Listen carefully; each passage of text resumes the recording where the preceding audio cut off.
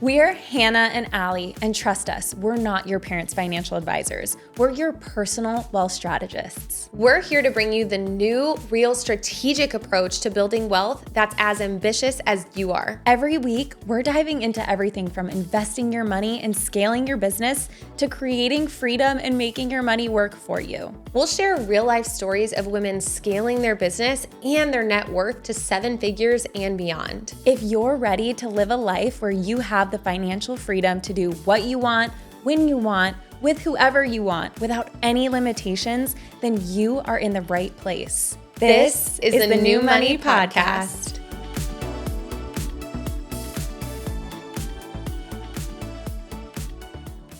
Hi, everyone. Welcome to the social currency segment, where we know at the Wealth Collaborative that your network is your net worth. That's why we bring exclusive female entrepreneurs to get the hot tips that will bring your money to the next level. Today, we are joined by Florencia Moynihan. She is a functional nutritionist. You might actually know her as the Catholic Nutritionist. She's famously known for, and what she is amazing at is helping women really understand their feminine rhythms. And today, what we're going to do is talk about how your feminine rhythms can actually make you more money. I asked that as a question because I'm so curious. I cannot wait to jump into this conversation. Oh, the minute that women understand how their body was made, a whole new level. Talk about breaking through a glass ceiling. Like you guys always talk about disrupting things. Yeah. But like it will unlock your brain to a whole new level. I know that she can just, she's like, I cannot wait. She's on pins and needles to start talking about this. But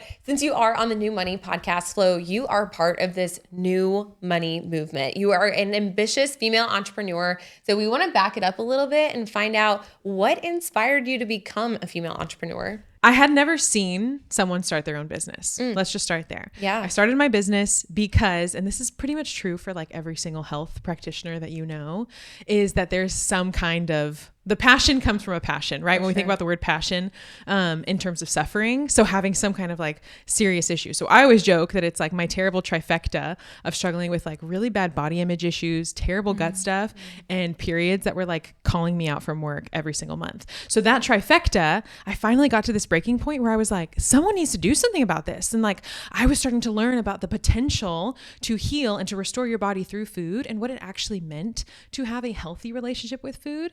And in that, it was like, I can't not drop everything and go do this, which I'm sure you can agree with that. You're like, I have to, right? You like left your traditional job this past year, right? I did. Yep. So that feeling of being like, I'm okay with putting it all on the line and I have to get out of here because I have to go do this.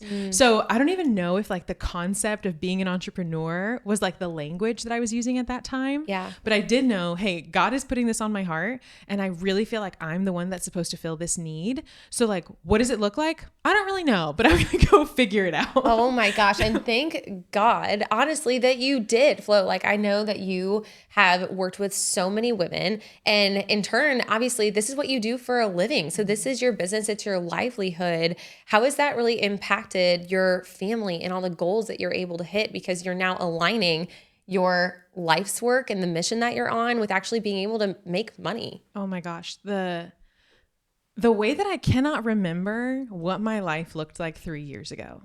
Or like, if I think about it, I'm like, is that real? Yeah. Or like, you know, when someone will say like one thing that I'll be like, hey, like, let's go on this trip. And if a friend responds and is like, oh, let me see if I have enough PTO.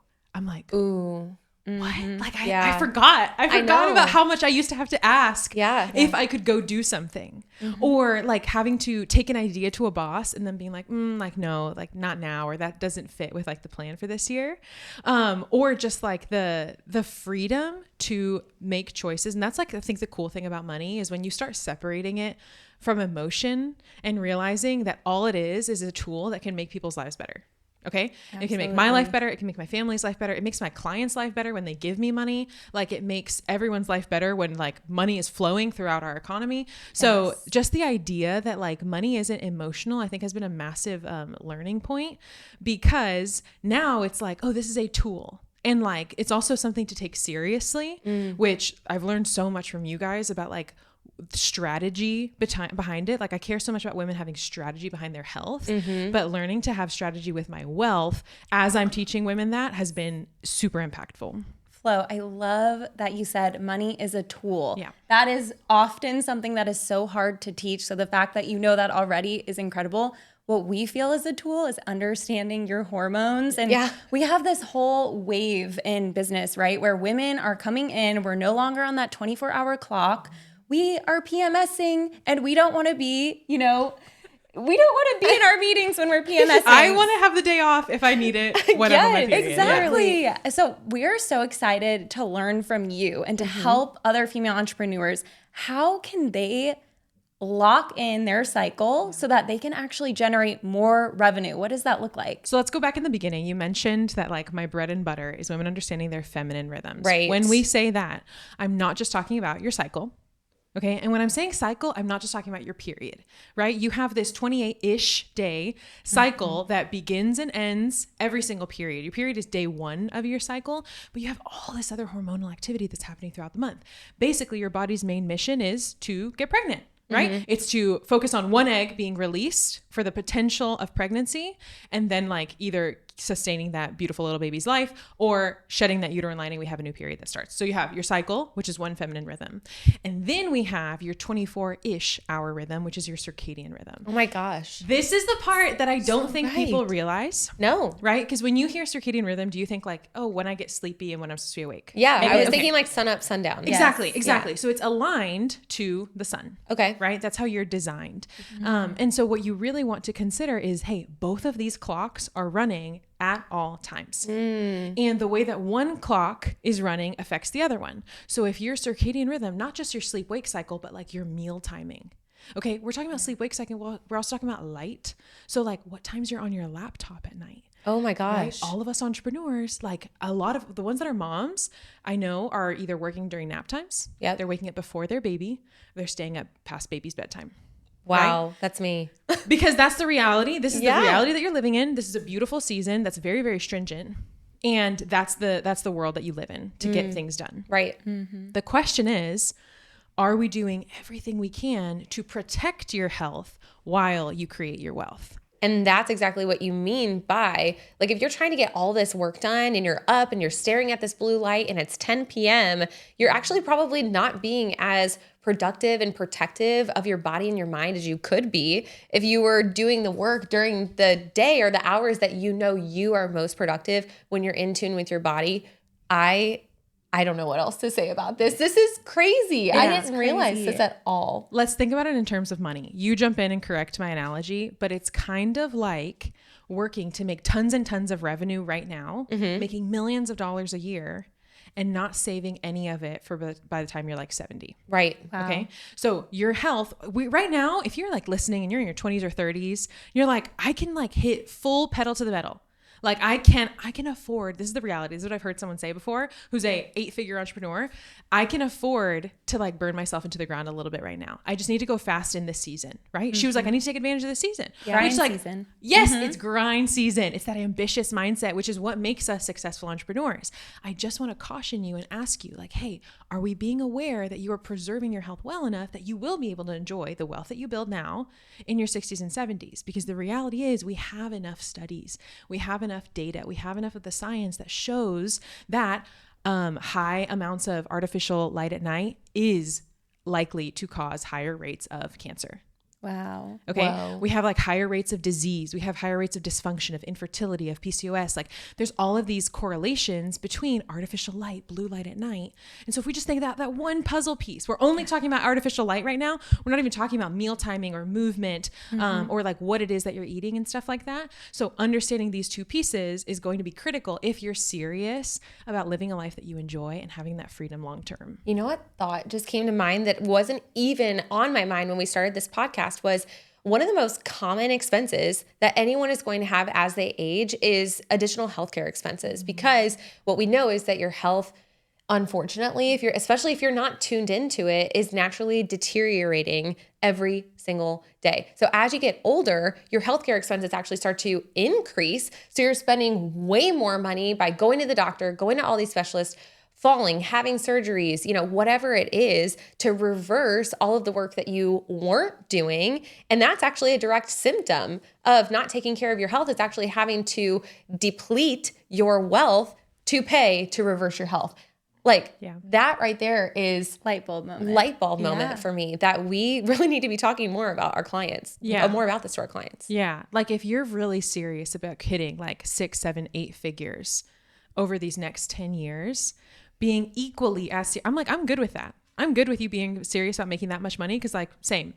The thing is, let's have some strategy behind it, and we make sure that also that the costs that you're not going to pay for that aren't your own body. And even thinking about like, what costs are you paying now by like not paying attention, and how can we invest now? So like the reality of if you are losing, some women feel like they are like gone 5+ days of the month because they're struggling so much with their cycle and with their hormones. Yeah. And so it's like, those are like 5 productive days. Those are 5 days that you could have creativity flowing, that you could be serving people, that you could even be resting in a productive way, right? That like you need to take time away from your clients and from your business and be human and be a woman again. Yes. Or how much are you paying in like the exhaustion? How much are you paying in like fatigue and not feeling your best? How much are you paying in being like, my mood is so unpredictable, but it's really just that your blood sugar is like totally off because you're not eating enough throughout the day. And so it's like, how much better could your business be if you were giving from a full cup? And if you had a way to know that you could have sustained energy, that you could have stable mood, and that you could trust that wherever you go in this next year, if you even just think about this next year of business, you probably have trips planned. Not just for business, but for fun, for vacations, right? There's like the outfits that you want to wear. You're going to be on camera, so you want to make sure that your skin looks good. Like there's so many things about your body that are involved in your business. Yes. So how do we build a business and build your body at the same time? Can I just ask you a follow-up question? Yeah. I should probably pay you on the side for this after, because I'm so excited you're here. I have PCOS. Okay. And I've struggled with this for years and years and years. And it's just like all these parallels between business and rhythm are happening right now. I'm like, okay, female entrepreneurs, they have very irregular ups and downs in their business. That's how I feel with my hormones. Yeah. What would you say to someone who maybe can't necessarily map it out perfectly and has a lot of ups and downs? Like PCOS is so irregular. Where do I start with getting in tune with my body to then make it work for my business? Ooh. Oh my gosh, such a good question. The first thing I want you to know is sometimes women, when they hear about like tracking their cycle and they are someone that has PCOS or just has like irregular cycles, or if they're like postpartum and their cycle hasn't like 100% come back normally, they think that they can't do it. Right? Yeah. So you can learn how to track your cycle from where it is. That's like the fun part, is that you're learning how your body is ticking.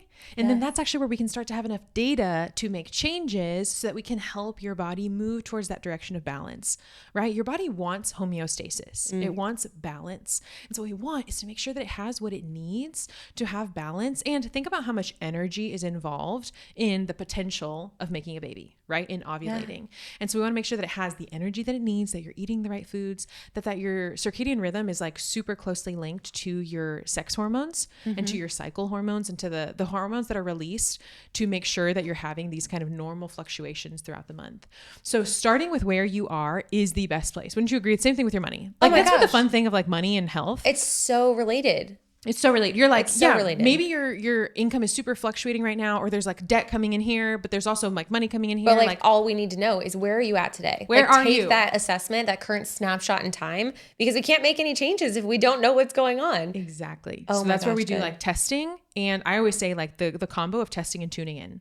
That is like the magic combo of like testing. Let's get real data, real snapshots on what's going on with your body. Yeah. And let's make sure that you understand, because your body is constantly speaking to you. It speaks to you in symptoms though. And symptoms are pretty inconvenient. So usually we just try to shut it up.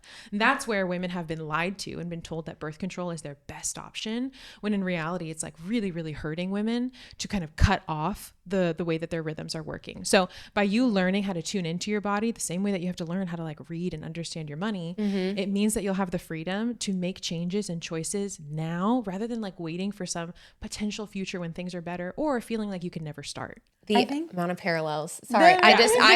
My mind is blown at the amount of parallels between health and wealth. I love that you're talking about listening to your body. And I think that's something we want to act, but sometimes you have to take a step back and really listen. And I love that in your title, you are the Catholic nutritionist. You're not just the nutritionist.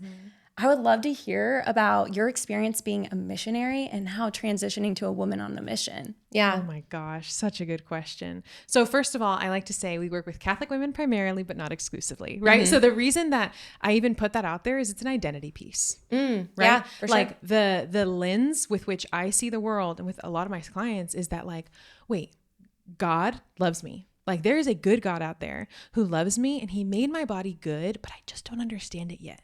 Right. So really kind of getting on the same page, which I think you guys do a phenomenal job with your client of being like, I speak your language.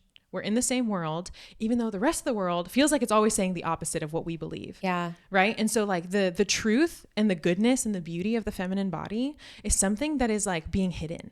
It's something that's been destroyed. It's something that is like constantly being worked against in our world today. Wow. And so that's something whereas like, yeah, I was a missionary and my whole job was to like work with college students and like just help them understand how to have a relationship with God, how to pray, like that God loves them, that like you can actually live a holy and good life in the midst of a world that is pretty messy, pretty crazy, pretty tragic right now. And that's pretty countercultural to like want to live a holy life and to want to like love God and to be a woman who's like, I'm okay with being different and saying no to things and saying yes to things.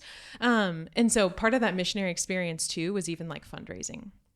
So I would self-fundraise my salary. So that shift, that has been one of the best things. Whoa. I did not know that about you. Oh my gosh. To starting my business is I had been said no to so many times. And I had people believe in me and said yes so many times that like that understanding of being like, there's people out there that are going to say no to you and like, good, you have to keep going. Yeah. Like if you're going to have a business, you need to have grit. And the same thing of like, there's more people out there that believe in you than you even realize. Like, I think so many women walk around thinking that like, no one really cares or no one really notices or like, it's okay if I just like stay quiet because like, I'm not really adding anything and it doesn't matter if I show up or not. But the reality is that like you impact so many more people than you realize. And there's like so much more to you and people like look at you and believe in you. And so that was like a big like encourager for me in like starting a business. Yeah. But also this idea of like there is I don't know if there's anything that's as misunderstood in this world as the Catholic Church. Yeah. Like it's so true. Like we say like there's thousands of people out there that hate what they think the church is, but there's probably not even 5 people that actually like hate what it truly is. Right. You know? So like this constant misunderstanding. And so like having to learn how to like hold your own and proclaim truth, even though people think the opposite of what you're saying. And also like being okay with like standing out a little bit and being okay with like not going along with the norm, which like an entrepreneurial life is not the norm. Like it is so beyond bizarre when you compare it to like the lives that we even used to live of like 9 to 5s. Yeah. And so like that shift of being like, I believe that this is so good that I'm willing to go out there and put myself out there for years to make sure that people just know that there's like good news. It felt like a very logical thing to be like, oh my gosh, like there's another layer to that good news. Like your body's involved and like we can do something to heal. And now you're taking this on, like everything that you just said is advice for the female entrepreneur, having the grit, like being told no and being able to get back up and stay on mission. That's exactly what a female entrepreneur has to do because we have this higher calling, right? And I love how you talk a lot about the identity of being God's favorite daughter. Oh my gosh, when she starts talking about that and she jumps on Instagram, I'm like, it's such a good reminder and I've got this tear in my eye. And I think so many of us that are out there, we are becoming wealth creators. One of the very first things God called us to do was to create, right? God is the ultimate creator. And so I'm so inspired by you, Flo. And obviously you know that, but your mindset when it comes to just having this abundant mindset. I was actually going to ask you what your mindset around money is, but I think it's been pretty well summed up in everything you said because you are a very abundant minded person. Is there anything in particular you tell yourself when you're maybe like feeling down about the business season you're in or money? Like, do you have a mantra or something that you remind yourself, that keeps you going? I'm like instantly getting flashbacks to fundraising, and that's so real. You have these highs and lows and the natural response honestly is to panic. And you're like, like you start being like, what am I going to do? Like I have these bills to pay. I have to pay these people, like all these different things. And then I literally have to be like, wait, the joke that I make is that I'm God's favorite daughter. Yes. It's not because I think that I'm actually his favorite or that that's theologically accurate. It's because I'm like, he loves me so much. Like we have this relationship where I'm like, I trust God with my whole heart. Like Jesus loves me. Like it's not this far away pie in the sky thing that I think I struggled with in high school, but that I'm like, no. Like he like knows me and loves me. So I can like joke with him like this. But in that, I'm like, God's my dad. God has all the money in the world and he's gonna help me figure this out. And also like he looks after me. Like I'm not doing any of this alone. The minute that I start to do things alone, I drown. But like the minute that I realize that like, hey, he's like helping me and he's sustaining me and he's the only way that I can do this. So like he's gonna help me figure this out. Like knowing that you have like your dad to do that and your dad is God is like the most it's like the biggest relief, because now it's not like I have to figure out this like $1 million problem, but it's like, okay, like if I trust him, he's going to give me my next best step. And I like believe that he put this mission in my heart. So like I can keep going and it's all going to be okay. And it kind of takes some of that pressure off, because that sucks your creativity. The second that you start panicking, all creativity and confidence is gone. And so as long as you can kind of keep your brain in that like, hey, like we're okay. Let's get playful. Like what's the next best step? What's the creative solution to this? That's where like your business can really continue to thrive. Wow. Flo, I feel like I'm speechless. Yeah. Thank you not only for coming on and inspiring us, but honestly educating us and probably giving Allie and I a lot to think about. We have to talk after this. We need to talk after this about how we can better align our business and by understanding our bodies, especially as women, and just giving us all these parallels between health and wealth and how they're so interconnected. I think it's going to be so valuable for our audience. So I'm so glad. Thank you so much for coming on. Thank you.